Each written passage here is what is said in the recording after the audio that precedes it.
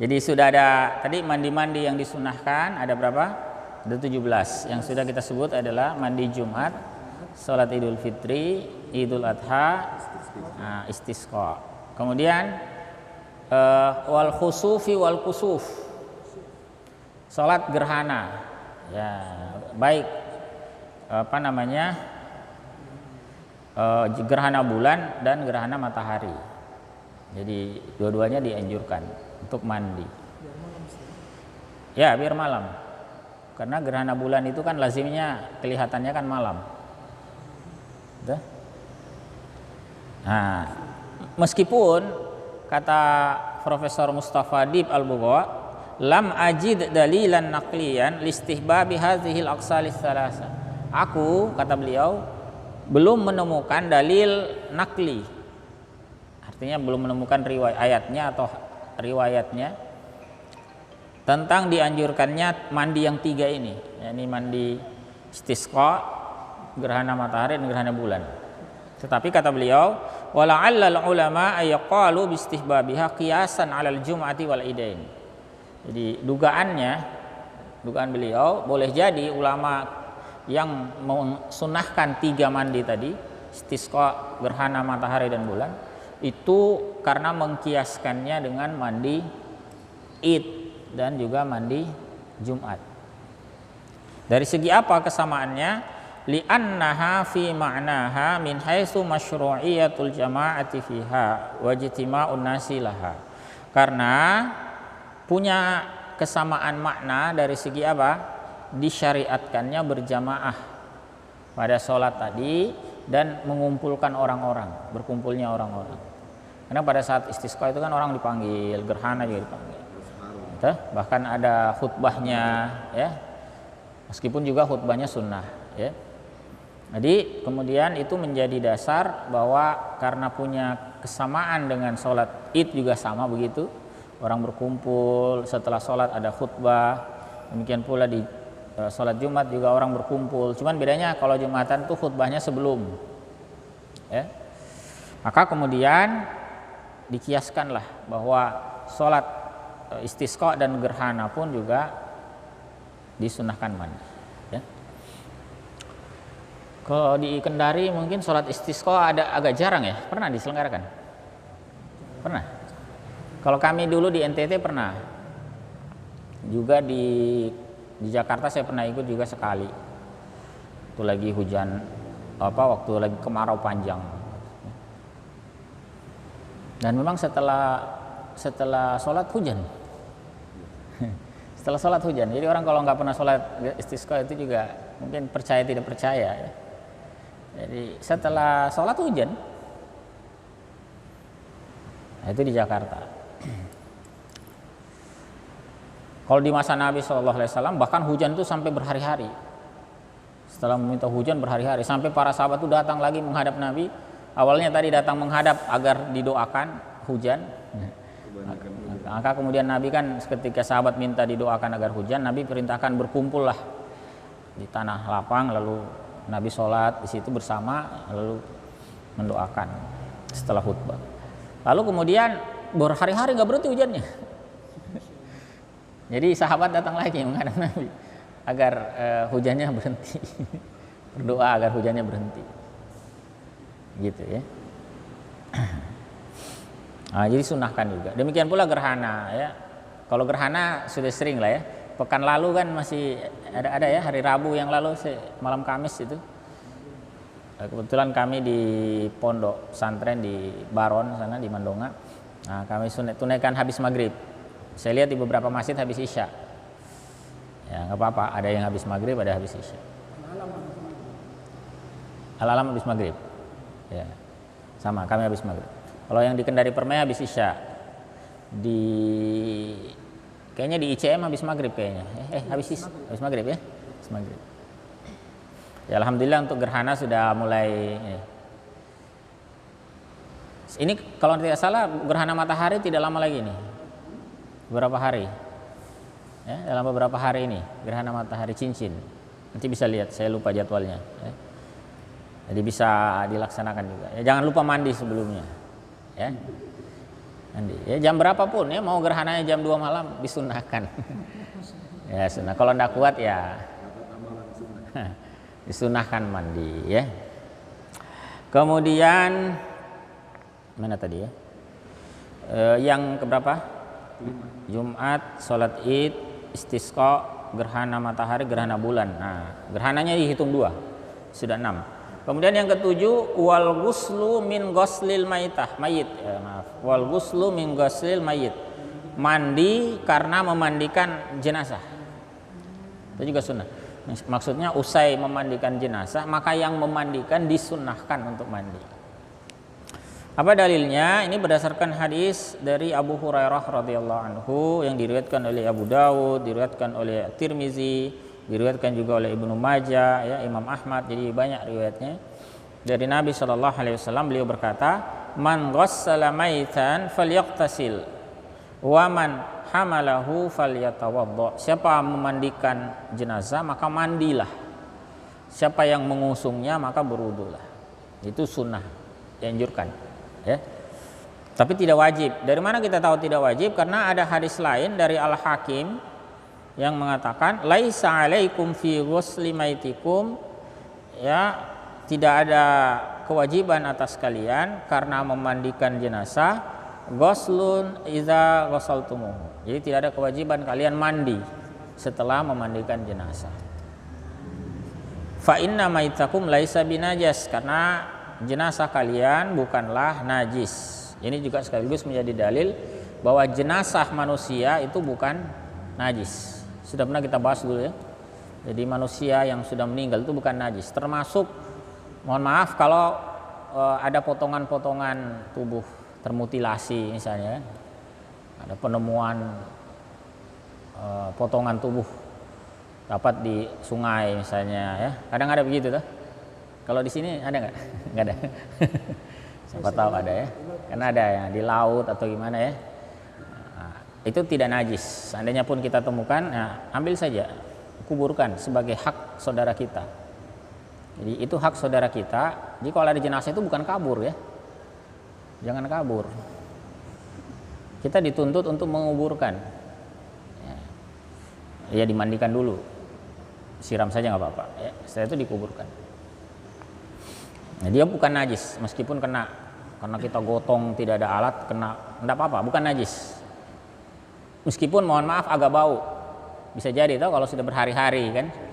Sudah seminggu misalnya ya bisa jadi sudah bau, tapi ya tidak, bukan najis.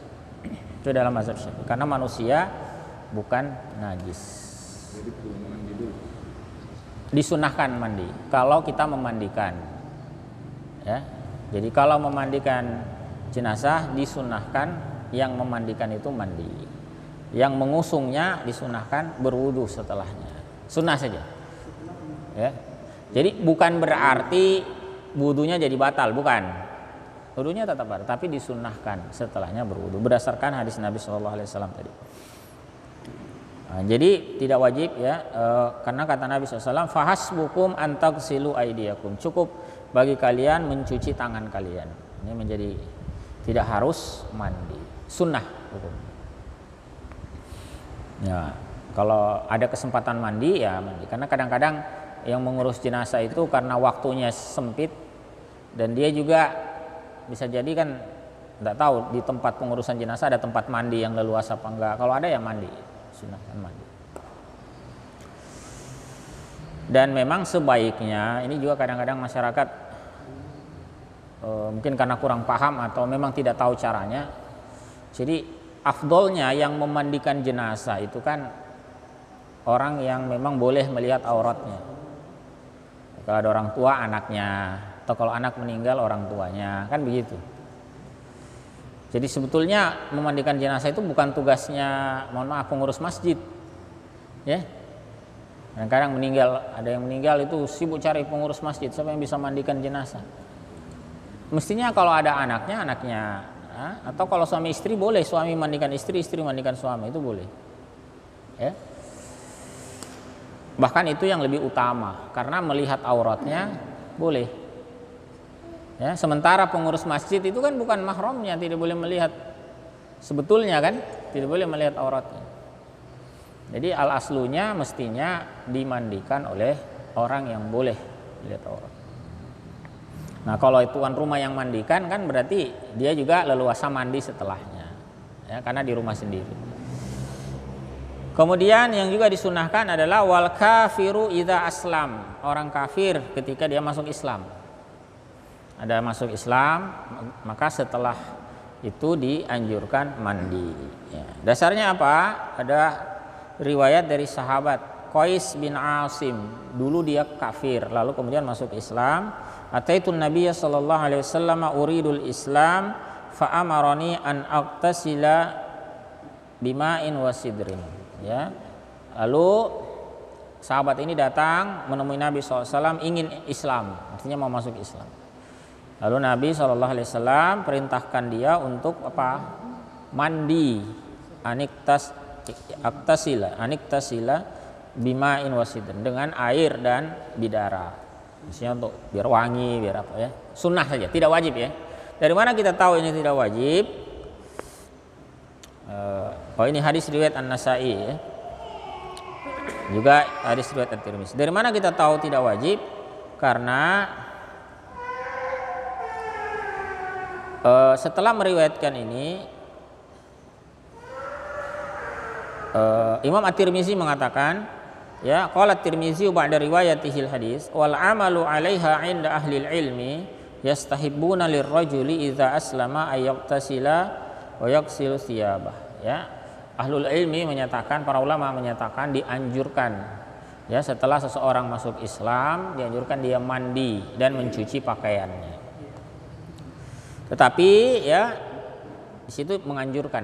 Ya, mengapa dianjurkan? Tidak wajib. Walam yajibil ghuslu li'adami amrihi sallallahu alaihi wasallam kullaman aslama bihi. Karena tidak ada perintah Nabi sallallahu alaihi wasallam kepada setiap orang yang masuk Islam untuk mandi. Jadi riwayat tentang mandinya sahabat ini tidak banyak. Jadi ini salah satu riwayat, tidak banyak. Seandainya wajib pasti semua sahabat yang sekian ribu orang yang masuk Islam itu pasti semua disuruh mandi, ya. Bukti bahwa riwayatnya hanya sedikit, hanya 2 riwayat, tetap ini menunjukkan bahwa memang tidak wajib, ya. Kemudian yang berikutnya, sudah berapa ini? Jumat, salat 2 Id, istisqa, gerhana, matahari bulan, memandikan jenazah, masuk Islam 8. Yang ke-9 wal majnun, orang gila, dan 9 sama dengan 10 ya. Wal majnuni wal mugma alaihi idza afaq, orang gila dan orang yang pingsan jika dia sadar, kalau sudah sadar. Hadisnya itu tentang pingsan sebetulnya. Nanti orang gila itu dikiaskan. Ya, di hadis tentang pingsan ini Nabi sendiri yang pingsan. Jadi riwayat dari Aisyah radhiyallahu anha, dia berkata, ya, saqala Rasulullah sallallahu alaihi wasallam. Saqal, Rasulullah itu merasa berat, misalnya sulit bangun atau gimana ya.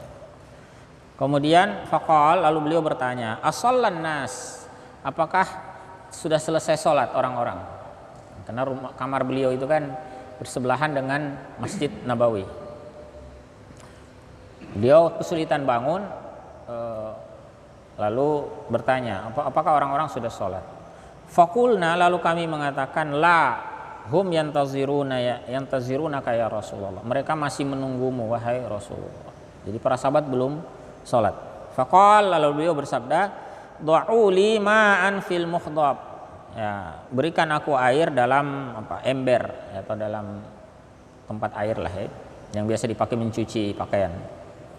Qalat fafa'alna faktas, lalu kami melakukannya, beliau pun mandi. Beliau mandi dengan air itu. Ternyata summa dhahaba liyanu'a fa ugmi alaihi, beliau berusaha untuk bangun, ternyata pingsan. Nabi setelah mandi berusaha bangun, pingsan. Summa afaq, kemudian beliau siuman, sadar, tidak lama kemudian sadar. Faqal, lalu beliau bertanya, asallan nas, apakah orang-orang sudah sholat? Faqulna la hum yantazirunaka ya Rasulullah. Belum, ya, mereka masih menunggumu wahai Rasulullah. Jadi orang-orang belum salat. Faqala, lalu beliau bersabda lagi seperti tadi, du'u li ma'an fil makhdab.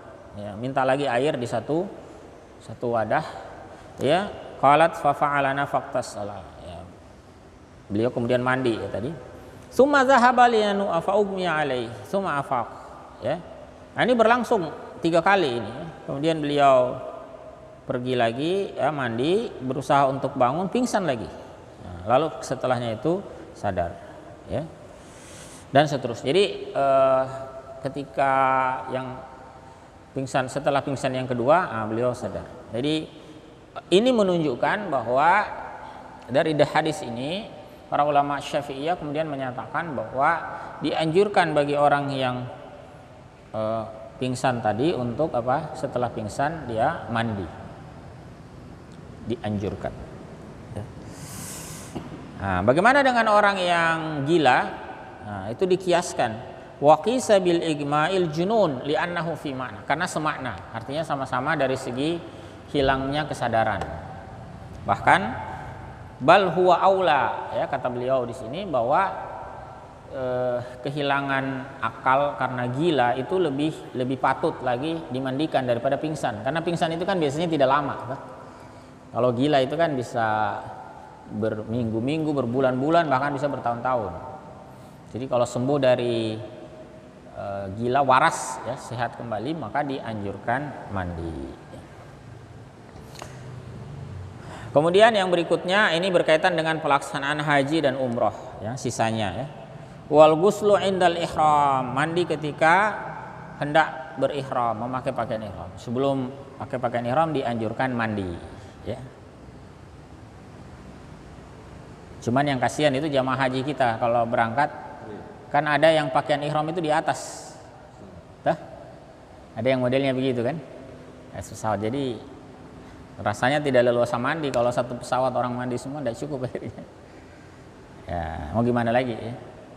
Mungkin yang jamaah biasa yang umroh, kalau yang umroh itu kan dia mendarat dulu di Jeddah, habis itu terserah, ada yang ke Madinah dulu, ya, nanti di Madinah baru dia setelah dari sana di Bir Ali baru pakai ihram, mandi sebelum itu, ya, bisa seperti itu, ya.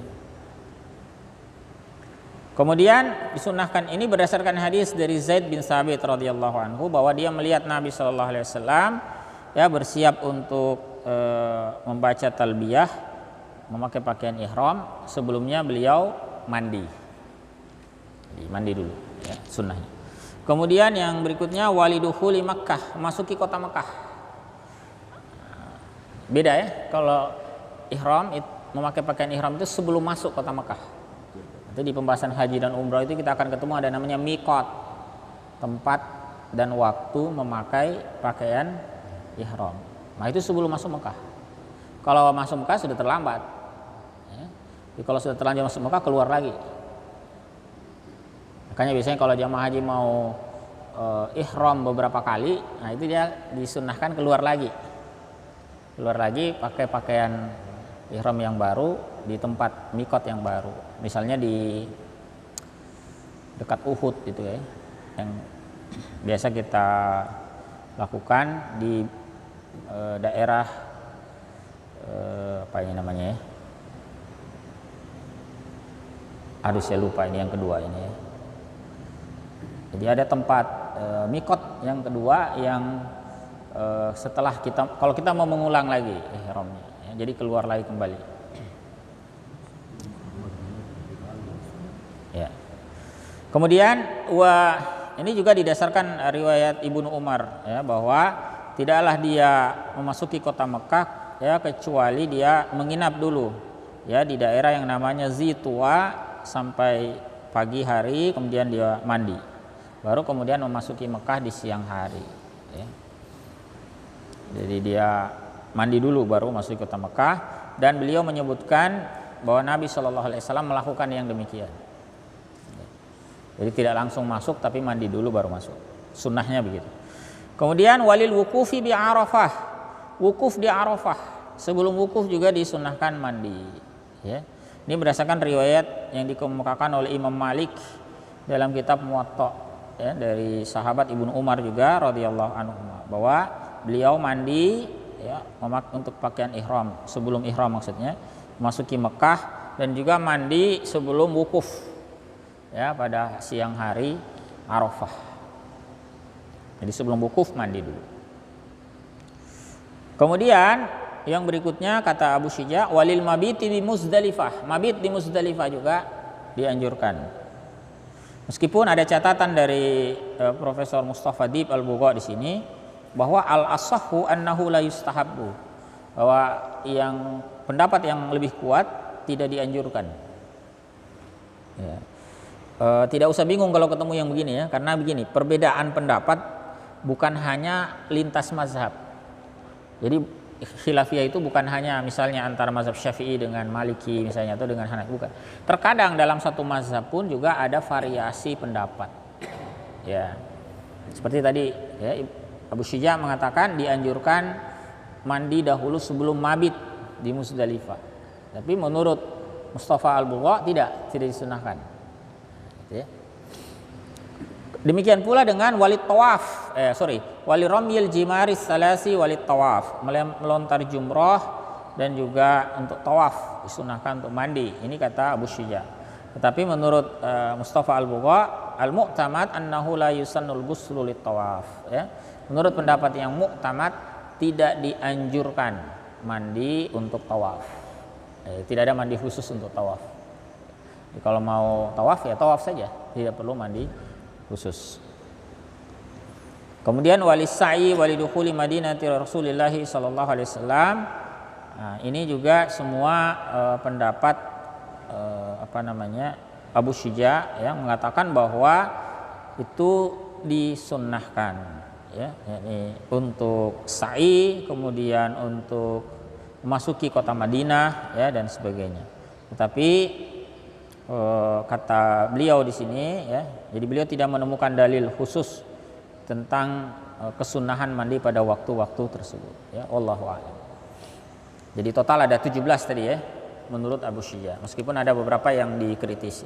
Yang pertama tadi adalah mandi Jumat, mandi sholat Idul Fitri, Idul Adha, gerhana matahari, gerhana bulan, mandi setelah memandikan jenazah, mandi setelah masuk Islam, kemudian mandi karena sembuh dari gila atau pingsan, ya, kemudian mandi ketika hendak ihram masuki kota Mekah, wukuf di Arafah. Nah, itu yang disepakati. Adapun sisanya mabit di Muzdalifah, melontar jumrah, tawaf, sa'i, masuki Madinah, itu menurut pendapat yang mu'tamad tidak dianjurkan. Ya, wallahu a'lam bishawab. Ya. Sampai di sini ikhwafillah, kalau ada hal yang ingin didiskusikan kami persilahkan. Ya, kalau ada, ya. Jadi yang pasti disepakati itu ada mandi Jumat, sholat Idul Fitri, Idul Adha, istisqa, khusuf, ya, gerhana matahari, gerhana bulan, kemudian mandikan jenazah, masuk Islam, gila karena setelah pingsan, apalagi ihram, masuki kota Mekah, wukuf di Arafah. 13 yang disepakati. Yang 4 sisanya tidak disepakati. Nah, ini diamalkan, ya. Kecuali yang nomor berapa tadi, masuk Islam, itu tidak perlu, karena kecuali di sini ada yang masuk Islam, ada nggak masuk Islam? Semuanya Muslim dari lahir. Ya, dari lahir, ya. Atau ada? Tidak ada, ya. Ya, berarti tidak bisa diamalkan. Dan jangan coba-coba kafir baru mau mengamalkan. Saya kafir dulu baru, tidak boleh. Jadi rencana kafir itu tidak boleh, ya. Itu jangan dianggap main-main itu. Biar saya bisa amalkan Ustadz, saya kafir, saya tidak boleh, ya.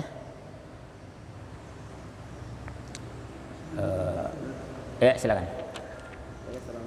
Waalaikumsalam warahmatullahi wabarakatuh. Jadi terkait dengan mandi yang disunahkan itu kira-kira Tata caranya bagaimana Ustaz? Apakah memang dia punya tata cara atau mandi seperti biasa Ustaz? Ya. Baik, ada lagi yang lain mungkin tentang tata caranya ya. Prinsipnya sama saja. Tata caranya dengan mandi biasa. Tidak ada tata cara khusus. Yang penting mandi. Ya, tidak ada kriteria khusus karena hanya disebutkan mandi. Ini bukan mandi janabah. Ya. Jadi mandi apapun. Ya. Nah, ini kan mandi sunnah. Kalau mandi wajib kan kita sudah bahas minggu lalu ya. Nah, tata caranya seperti apa? Yang afdolnya bagaimana? Tapi kalau yang sunnah ya, yang penting Anda mandi terpenuhi. Silakan. Silakan. Waalaikumsalam warahmatullahi wabarakatuh.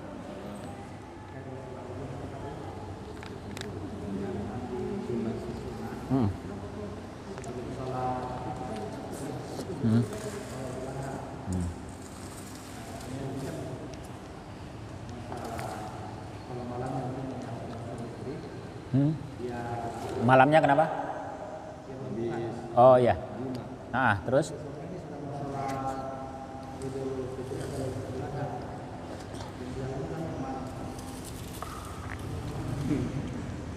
Ya. Ya. Baik. Jawabannya yang kedua tadi, ya. Yang kedua jawabannya.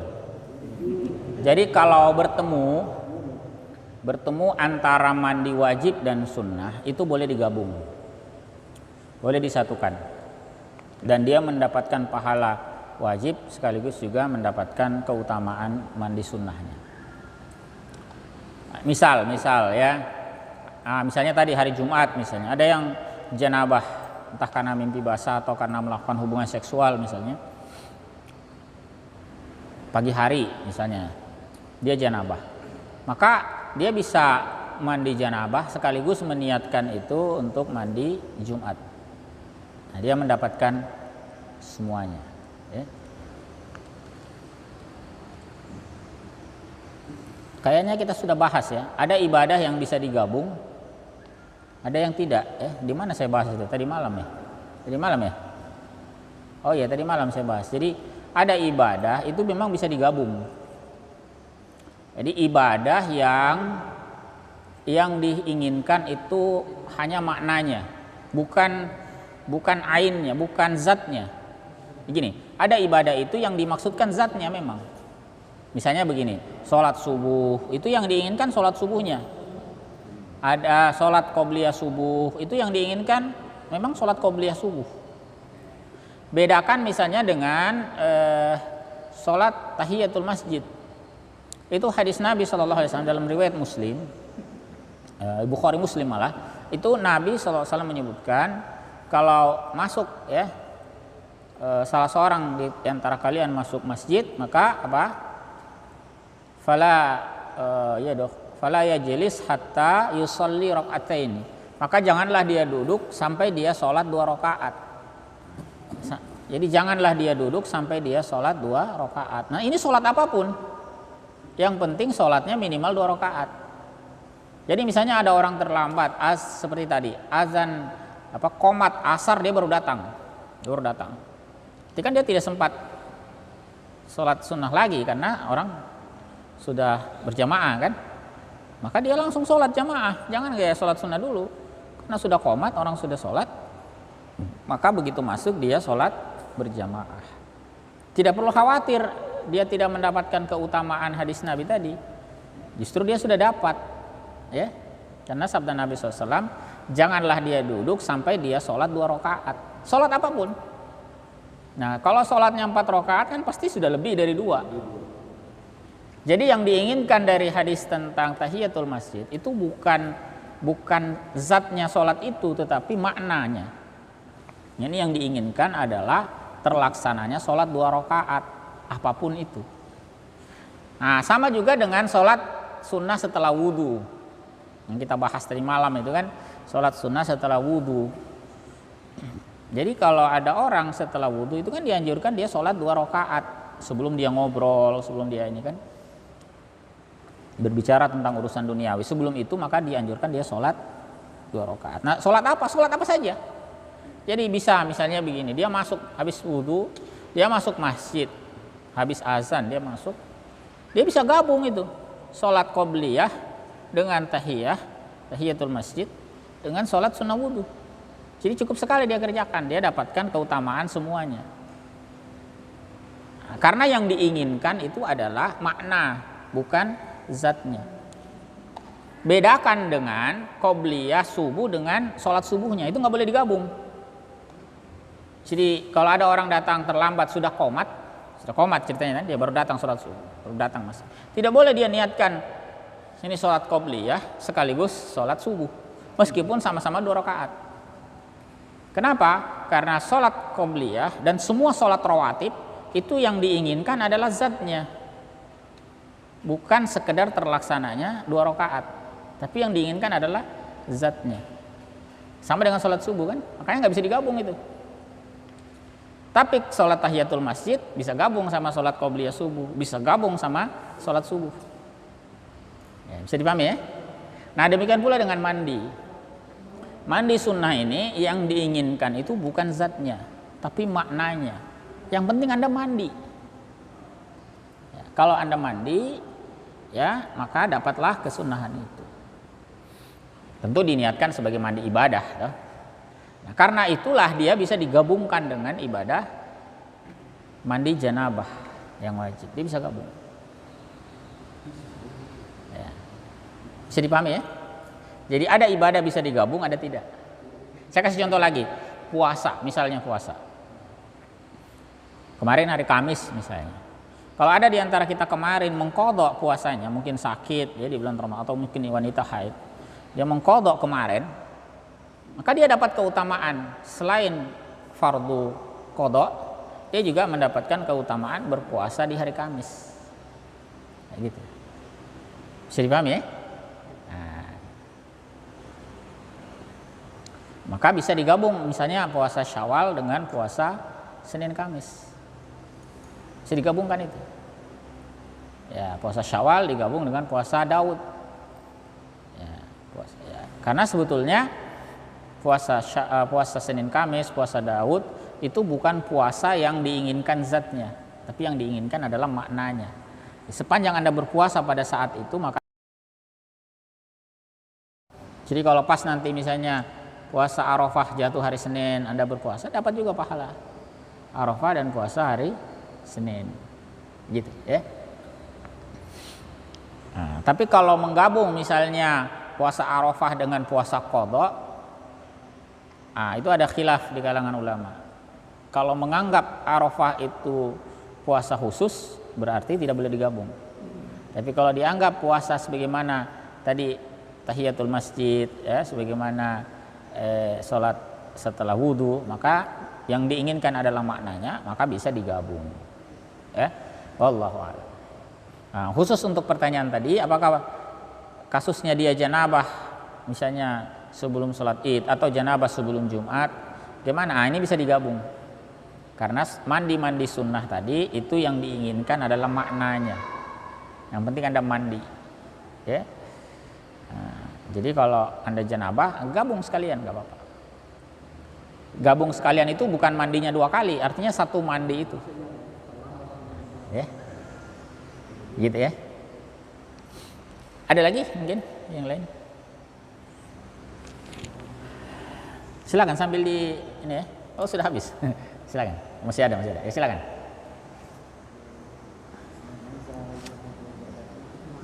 Tolong dia.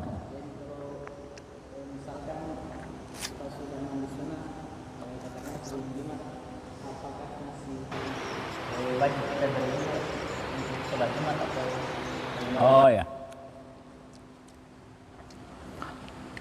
Apakah, jadi pertanyaannya gini, apakah setelah mandi sunnah tetap harus berwudu? Karena di pembahasan mandi yang wajib yang lalu kan kita bahas, kalau mandi wajib tidak perlu wudu lagi, karena terangkatnya hadas besar itu otomatis mengangkat hadas kecil. Jadi setelah mandi janabah tidak perlu wudu lagi. Nah terus bagaimana kalau mandinya sunnah? misalnya tadi mandi Jumat ya, gimana? Apakah tidak perlu wudhu lagi? Tetap wajib berwudhu. Kenapa? Karena mandi sunnah tidak mengangkat hadas, ya. Jadi berbeda. Kecuali kalau kasusnya seperti tadi, dia menggabungkan mandi janabah dengan mandi sunnah, maka tidak perlu wudhu. Karena ketika dia mandi janabah terangkat hadas besarnya, otomatis hadas kecilnya juga terangkat. Ya. Jadi kalau hanya mandi sunnah, tetap wudhu. Kalau memang tidak dalam keadaan wudhu. Ya. Ya, bisa dipahami ini ya? Ya, silakan. Kan pernah dijelaskan bahwa Ya. kemaluan itu di depan dan di belakang. Ya. Biasanya kita habis berwudu, kita mandi kan kita menggosok dulu. Ya. Ya, terus? Secara langsung dengan tangan. Ya. Tanpa ada pembatas. Ini mandi janabah maksudnya atau mandi biasa? Iya, jangan. Ya, terus? Terus bisakah wudu itu kita gunakan untuk sholat? Dia kan tidak wudhu atau gimana? Dia wudhu sebelumnya. Wudu sebelumnya. Oh ya. Jadi begini, saya ulangi lagi ya. Jadi kalau mandi janabah, mandi wajib, yang penting begitu Anda selesai mandi, begitu Anda memutuskan ini mandi saya sudah selesai, maka pada saat itu Anda sudah terbebas dari hadas besar sekaligus hadas kecil. Terlepas apakah tadi Anda melaksanakan sunnahnya berupa wudhu atau tidak. Karena bisa saja ada orang sholat mandi janabah tidak mengerjakan wudhu. Kan wudhu untuk mandi janabah itu kan sunnah. Bisa dikerjakan, mendapat pahala, tapi tidak dikerjakan pun tidak mengapa. Tidak berdosa, tetap sah mandinya. Jadi andaikan ada orang mandi janabah tidak wudhu sebelumnya, tidak mengapa. Tetap tidak harus wudhu karena sudah terangkat hadas kecilnya setelah tadi hadas besarnya terangkat. Nah, bagaimana kalau dalam keadaan mandi dia misalnya menyentuh kemaluannya karena dibersihkan misalnya dan sebagainya? Bagaimana? Tidak masalah sepanjang itu dilakukan sebelum mandinya selesai. Karena dianggap selesai, dianggap terangkat hadas besarnya sekaligus hadas kecilnya ketika dia memutuskan sudah selesai mandi. Paham maksudnya?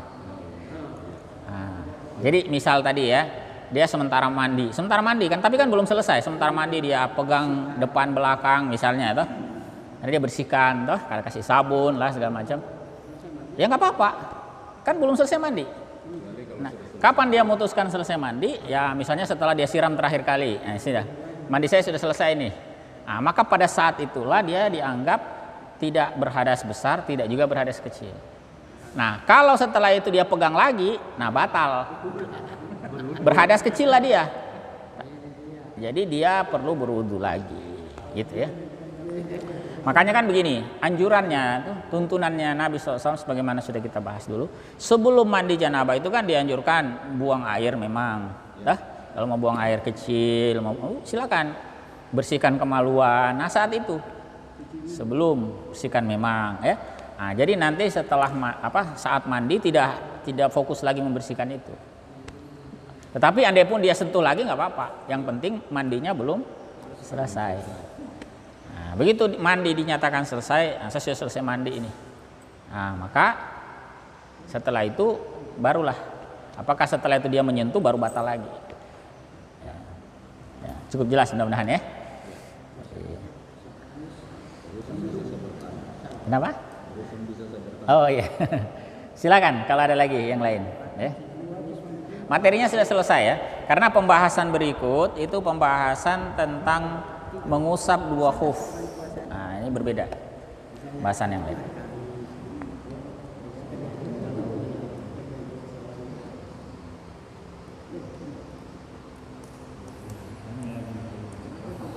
Jadi silakan kalau ada. Kalau tidak ada kita cukupkan.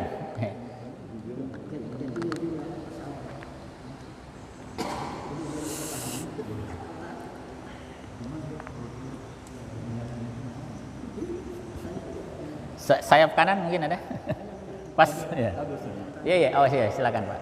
Waalaikumsalam warahmatullahi wabarakatuh. Jadi kalau misalnya ini puasa apa? Ya. Jatuhnya hari Senin. Ya. Kebetulan juga Daud jatuhnya hari itu juga. Iya. Yang mana diprioritaskan niatnya? Yang dimaksudkan zatnya yang diprioritaskan. Jadi yang Arafahnya, ya. Jadi ya ikut itu otomatis sudah dapat keutamaan. Sama dengan tadi Anda masuk masjid ya, masuk masjid mau qobliyah subuh, Anda belum tahiyatul masjid, Anda belum sholat sunnah wudhu, nggak apa-apa. Sholat qobliyah subuh saja, dapat juga itu keutamaan. Sholat tahiyatul masjid dapat juga keutamaan sholat sunnah wudhu. Terus ada lagi yang bertanya, bagaimana kalau habis selesai qobliyah subuh waktunya masih banyak, kan dia lihat jamnya masih, kan biasanya 10 menit ya, atau subuh itu biasanya 15 atau 20 menit. Lebih lama, masih lama. Dia mau sholat lagi, boleh nggak? Ya boleh, nggak ada yang larang. Namanya sholat sunnah mutlak. Sholat apa ya? Sholat sunnah mutlak jadinya. Begitu.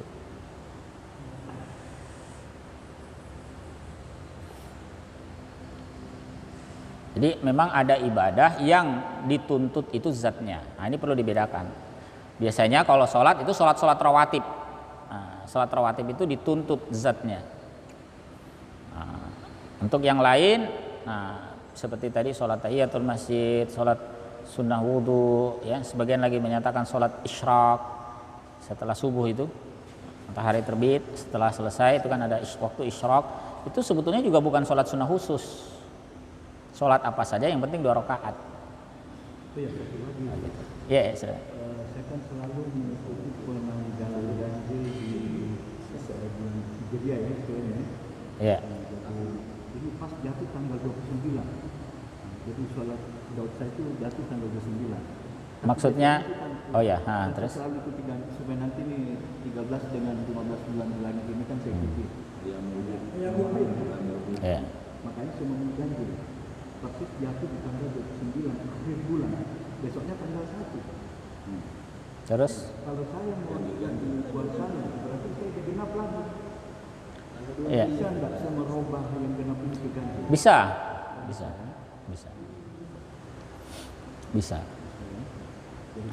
Bisa juga misalnya begini. Pas yang ganjilnya kan kepotong sama kepotong sama hari raya Idul Adha. Tanggal 9 Zulhijjah kan ganjil 10 kan tidak bisa puasa. 11 juga belum boleh. Sampai tanggal 13 belum boleh. Nah, dimulai tanggal 14 nggak apa-apa. Hari terangnya kan 14 mulainya. Nah, gitu. Jadi tidak ada masalah. Karena tidak ada keharusan di tanggal tertentu untuk puasa Daud, ya. Mau tanggal berapapun sepanjang bukan puasa yang diharamkan dan bukan bulan Ramadan. Selain itu nggak apa-apa. Ya nanti kita akan bahas lebih detail lagi di pembahasan puasa insya Allah. Di pembahasan puasa ada lagi ya. Ada lagi? Terakhir mungkin tentang mandi-mandi yang disunnahkan ya. Jadi saya ulangi lagi ya biar terutama yang disepakati ya.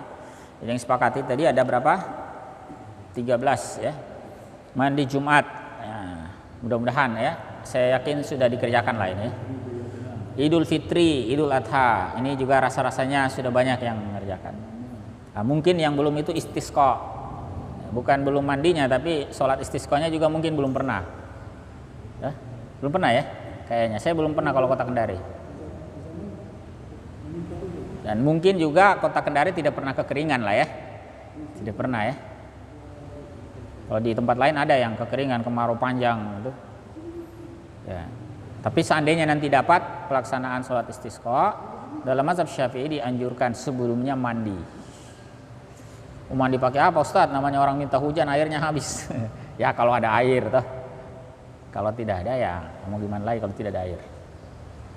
Kemudian yang juga disepakati adalah sholat gerhana, baik gerhana bulan atau gerhana matahari.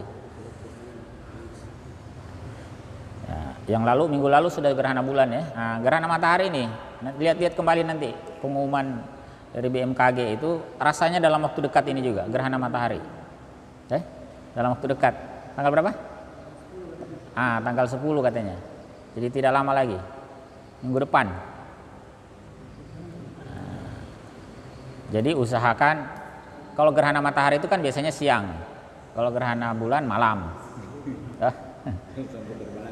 Tapi siang itu kan kadang siangnya pagi, bisa juga malam menjelang ini kan sore itu bisa juga. Kalau terakhir kami gerhana matahari itu waktu itu pas di Surabaya, dikerjakan habis duhur waktu itu. Gerhana matahari habis duhur.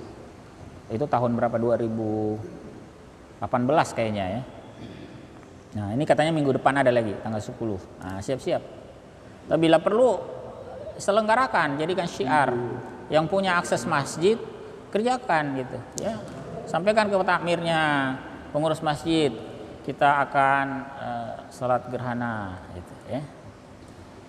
Kan jauh-jauh hari bisa disiapkan itu. Dan bisa diumumkan kepada masyarakat karena ini terbilang masih baru sebetulnya. Meskipun yang bulan kemarin gerhana bulan sudah mulai banyak yang kerjakan. Nah, sekarang nanti gerhana matahari ya. Bisa dikerjakan. Nah, termasuk sunnah-sunnahnya diamalkan. Mandi dulu sebelum sholat gerhana. Kemudian yang juga disepakati setelah memandikan jenazah ya. Upayakan kita semua itu bisa memandikan jenazah. Setidaknya kalau ada keluarga kita yang meninggal dunia, orang tua kita, anak kita, pasangan kita meninggal dunia, jangan orang lain yang mandikan. Ya. Enggak usah repot cari pengurus masjid, mana yang bisa mandikan ya. Kita yang mandikan, karena kita yang lebih berhak, lebih layak. Kita boleh melihat aurat orang tua kita, anak kita. Orang lain kan sebetulnya tidak boleh. Nah, tapi orang lain itu karena terpaksa, makanya dia kerjakan. Daripada jenazah tidak diurus, lebih baik yang lain. Nah, makanya kita juga mengupayakan. Tidak sulit. Sebetulnya mandikan jenazah itu prinsipnya sama dengan memandikan biasa, sama dengan mandi janabah biasa.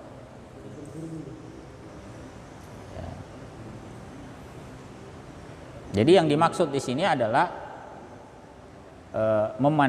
disunahkan mandi bagi orang yang memandikan. Nah, ini perlu dibedakan hukumnya ya. Kalau jenazah itu dimandikan itu wajib. Tapi kita yang memandikan tadi dianjurkan, disunahkan mandi. Mandinya yang memandikan itu sunnah. Tapi mandinya jenazah, dimandikannya jenazah itu wajib.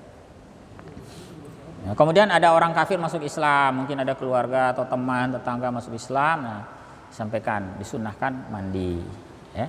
Atau dia habis pingsan atau sembuh dari warasnya, sudah sehat, alhamdulillah sudah sehat, sudah bisa diajak ngomong nyambung, ya. Nah, berarti sudah ada tanda-tanda kewarasan, nah, maka diajak untuk mandi. Nah, kemudian nanti ketika mau berangkat haji atau umroh, nah, dianjurkan sebelum memakai pakaian ihram dia mandi, sebelum memasuki kota Mekah, sebelum wukuf di Arafah, ya. Itu beberapa tuntunan. Wallahu a'lam bishawab, ya. Terima kasih atas perhatiannya. Saya mohon maaf bila ada hal-hal yang kurang berkenan. Insyaallah nanti kita akan lanjutkan pada pembahasan berikutnya tentang membasuh atau mengusap dua khuf. Ya, insyaallah itu pada pertemuan mendatang. Subhanakallahumma wa bihamdik asyhadu an la ilaha illa anta astaghfiruka wa atubu ilaik. Assalamualaikum warahmatullahi wabarakatuh.